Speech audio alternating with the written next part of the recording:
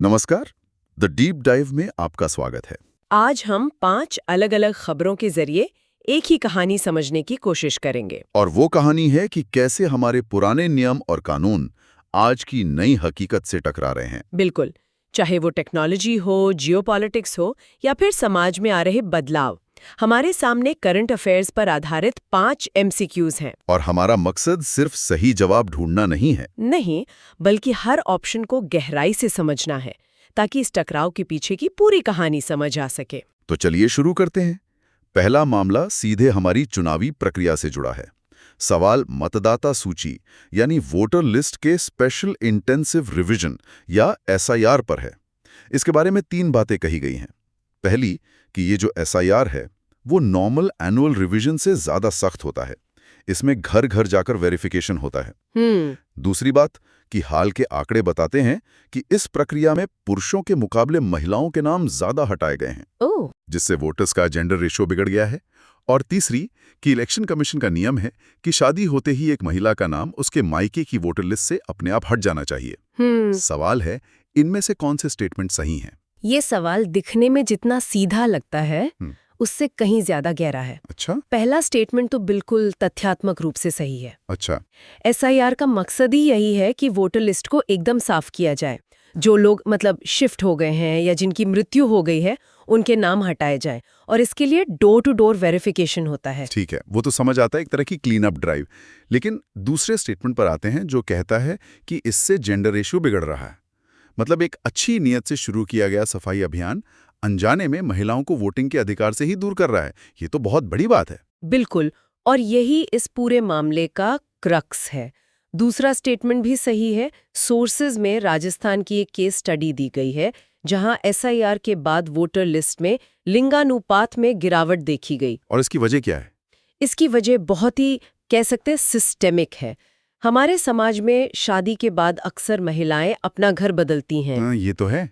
तो जब ईसीआई के अधिकारी वेरिफिकेशन के लिए उनके पुराने पते पर जाते हैं, तो उन्हें शिफ्टेड या एब्सेंट मार्क कर दिया जाता है। और फिर उनका नाम लिस्ट से काट दिया जाता है बिना उनसे पूछे उन्हें बताए। एग्जैक्टली। समस्या प्रक्रिया में पारदर्शिता की कमी है। उन्हें प्रॉपर नोटिस नहीं मिलता और ना ही कोई आसान तरीका है जिससे वो अपना वोट आसानी से नए पते पर ट्रांसफर करवा सकें। तो होता ये है कि वो पुराने घर की लिस्ट से भी हट जाती हैं और नए घर की लिस्ट में उनका नाम जुड़ नहीं पाता। मतलब वो एक तरह से इलेक्टोरल सिस्टम से गायब ही हो जाती हैं। बिल्कुल। ये तो बहुत बड़ी सिस्टम लेवल प्रॉब्लम है। मतलब किसी की गलत मंशा नहीं है, पर सिस्टम का डिजाइन ही ऐसा है कि महिलाएं इसका शिकार हो रही हैं। इसी से जुड़ा तीसरा स्टेटमेंट है कि शादी होते ही नाम ऑटोमेटिकली हट जाता है। और यहीं पर बात दिलचस्प हो जाती है। तीसरा स्टेटमेंट पूरी तरह से गलत है। अच्छा। ऐसा कोई कानून या नियम नहीं है। भारत में हर नागरिक का वोटिंग अधिकार व्यक्तिगत है, वो शादी से नहीं जुड़ा। मतलब सिर्फ शादी हो जाने से किसी का नाम नहीं हटाया जा सकता? नहीं, बिल्कुल नहीं। इसके लिए एक पूरी प्रक्रिया है। फॉर्म 7 भरना होता है, वेरिफिकेशन होता है। तो ऑटोमेटिक डिलीशन की बात गलत है। अच्छा, तो स्टेटमेंट 1 और 2 सही है, लेकिन 3 गलत है।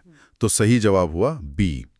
पर इस सवाल से बड़ा सबक यह है कि कैसे एक एडमिनिस्ट्रेटिव प्रक्रिया जिसका इरादा अच्छा है, जमीनी हकीकत से टकराकर लोकतंत्र के लिए ही एक चुनौती बन सकती है। प्रशासनिक प्रक्रियाओं की इन उलझनों से अब हम टेक्नोलॉजी की दुनिया की तरफ चलते हैं, जहां आर्टिफिशियल इंटेलिजेंस ने कानूनों के लिए एक बिल्कुल नई चुनौती खड़ी कर दी है। सवाल सेफ हार्बर के सिद्धांत को लेकर है। सोशल मीडिया प्लेटफॉर्म्स जो एआई टूल्स का इस्तेमाल करते हैं, उनकी लीगल लायबिलिटी क्या होगी? यहाँ 3 स्टेटमेंट्स हैं। पहला, आईटी एक्ट का सेक्शन 79 सेफ हार्बर देता है।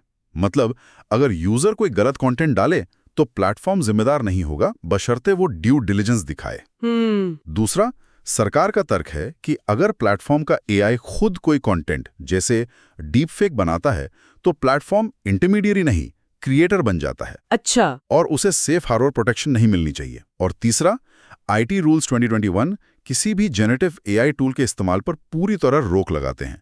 इनमें से क्या सही है? ये एआई और कानून की जंग का एक बहुत ही दिलचस्प मामला है। पहला स्टेटमेंट सेफ हार्बर के कॉन्सेप्ट को एकदम सही समझाता है। तो सेफ हार्बर का मतलब एक तरह से ये हुआ कि सोशल मीडिया प्लेटफॉर्म एक सड़क की तरह है। अगर सड़क पर कोई एक्सीडेंट कर दे तो आप सड़क बनाने वाली कंपनी को जिम्मेदार नहीं ठहरा सकते। सही पकड़ा आपने। सेक्शन 79 यही कहता है, प्लेटफॉर्म बस एक मध्यस्थ है जो यूजर के कंटेंट को होस्ट कर रहा है। लेकिन अब दूसरा स्टेटमेंट इस पूरी कहानी में एक नया मोड़ लाता है। और वो स्टेटमेंट भी सही है। सरकार का नया तर्क ये है कि अगर प्लेटफॉर्म का एआई खुद एक गाड़ी बनाकर उसे सड़क पर दौड़ाए और वो गाड़ी एक्सीडेंट कर दे, तब तो जिम्मेदारी सड़क बनाने वाले की ही होगी। क्योंकि अब वो सिर्फ मध्यस्थ नहीं, निर्माता बन गया है। प्रिसाइजली। सरकार कह रही है कि जब आप जेनरेटिव एआई का इस्तेमाल करके कंटेंट बना रहे हैं, तो आप थर्ड पार्टी कंटेंट होस्ट नहीं कर रहे, आप खुद कंटेंट क्रिएट कर रहे हैं।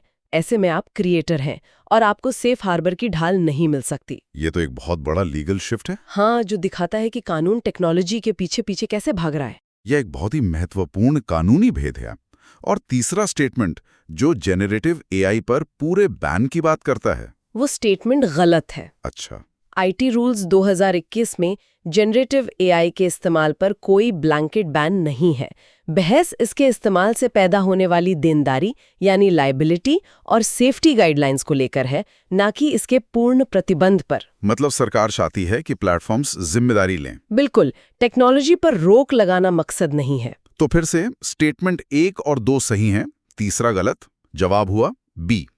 ये मामला साफ दिखाता है कि कैसे एआई जैसी डिसरप्टिव टेक्नोलॉजी हमारे दशकों पुराने कानूनों को चैलेंज कर रही है और इंटरमीडियरी और क्रिएटर जैसी परिभाषाओं को फिर से लिखने पर मजबूर कर रही है। कानून और तकनीक की इस जंग के बाद अब सीधे न्यायपालिका के अंदर चलते हैं, जहां सुप्रीम कोर्ट ने जजों की आजादी को लेकर एक बहुत अहम फैसला सुनाया है। सवाल न्यायिक अधिकारियों पर अनुशासनात्मक कार्रवाई यानी डिसिप्लिनरी एक्शन को लेकर है।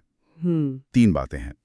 पहली कि अगर किसी जज ने गलती से कोई गलत फैसला दे दिया, जैसे मान लीजिए गलत जमानत दे दी, तो सिर्फ इतनी सी बात पर उस पर कदाचार यानी मिसकंडक्ट की कार्रवाई शुरू हो सकती है।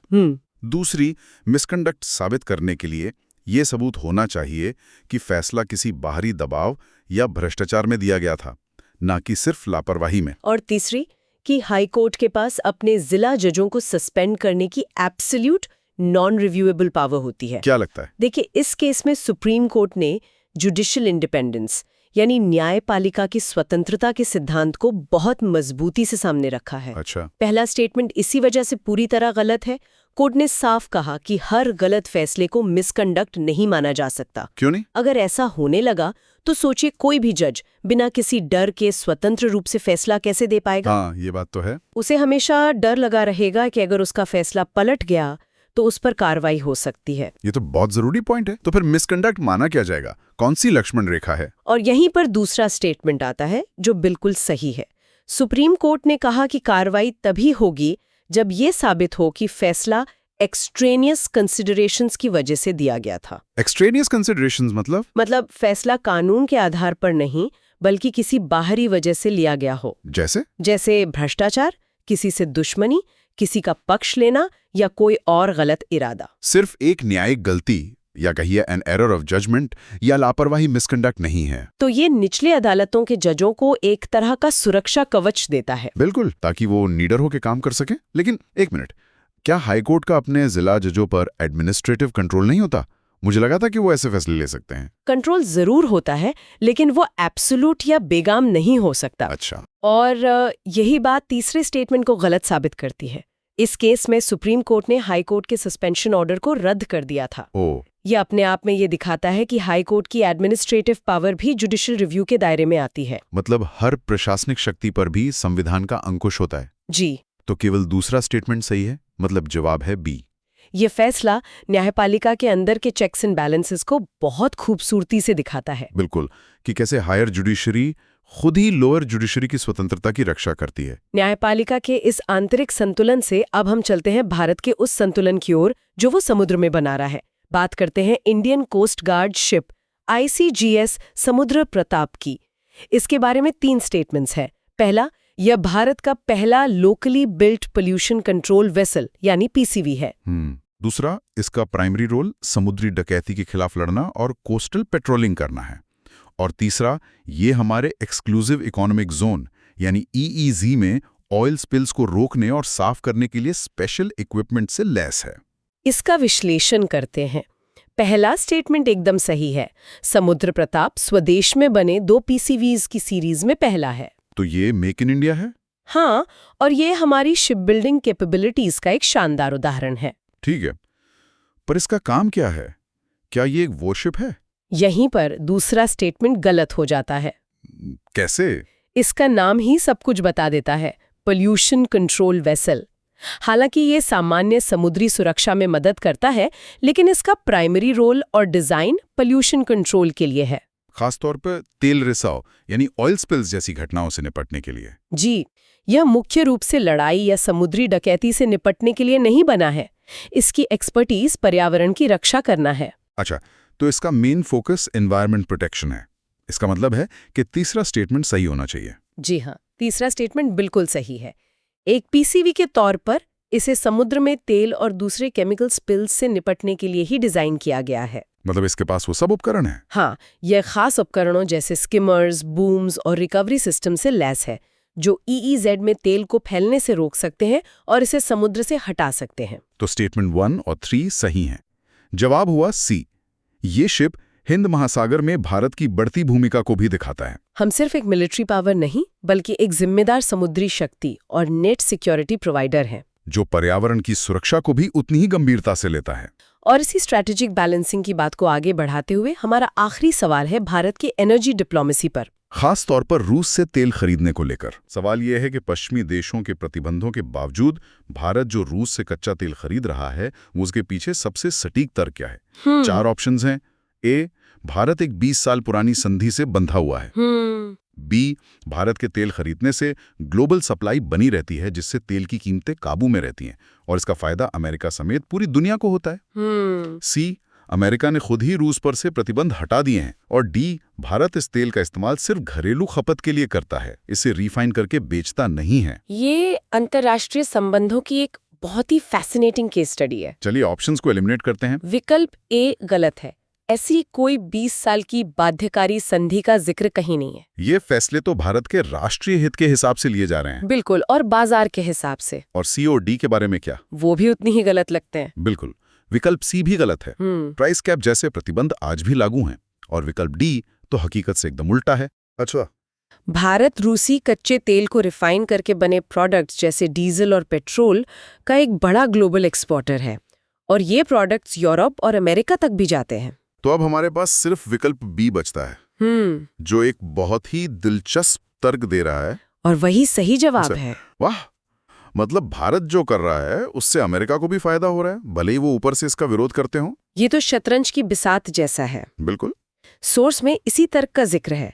लॉजिक ये है कि अगर भारत जैसे बड़े देश रूस से तेल खरीदना बंद कर दें, तो अचानक ग्लोबल मार्केट से लाखों बैरल तेल गायब हो जाएगा, जिससे सप्लाई में भारी कमी आएगी और तेल की कीमतें आसमान छूने लगेंगी। और बढ़ी हुई कीमतें तो अमेरिकी और यूरोपीय अर्थव्यवस्था को भी तबाह कर देंगी। जी, तो एक तरह से भारत का रूस से तेल खरीदना ग्लोबल ऑयल प्राइसेस को स्टेबलाइज करने में मदद कर रहा है, जिसका अप्रत्यक्ष फायदा अमेरिका को भी हो रहा है। हाँ, तो ये भारत की स्ट्रेटेजिक ऑटोनॉमी का एक टेक्स्ट बुक उदाहरण है। बिल्कुल, जहां भारत अपने नेशनल इंटरेस्ट को भी साध रहा है और ग्लोबल सिस्टम में एक बैलेंसिंग रोल भी निभा रहा है। तो सही जवाब बी है। तो आज की इस पूरी चर्चा का निचोड़ क्या है? हमने देखा कि कैसे वोटर लिस्ट की एक प्रशासनिक प्रक्रिया महिलाओं के मताधिकार को प्रभावित कर सकती है, कैसे AI पुराने कानूनों को चुनौती दे रहा है, कैसे न्यायपालिका अपनी स्वतंत्रता को बचा रही है, और कैसे भारत समुद्री सुरक्षा और ऊर्जा कूटनीति में एक नया संतुलन बना रहा है। इन सभी में एक कॉमन थ्रेड है, वो ये है कि हमारे स्थापित नियम और सिस्टम्स को नई हकीकतें टेस्ट कर रही हैं, चाहे वो टेक्नोलॉजी हो, जियोपॉलिटिक्स हो या समाज की बदलती सच्चाइयाँ। सोचने के लिए एक बड़ा सवाल ये है कि हमारे संस्थान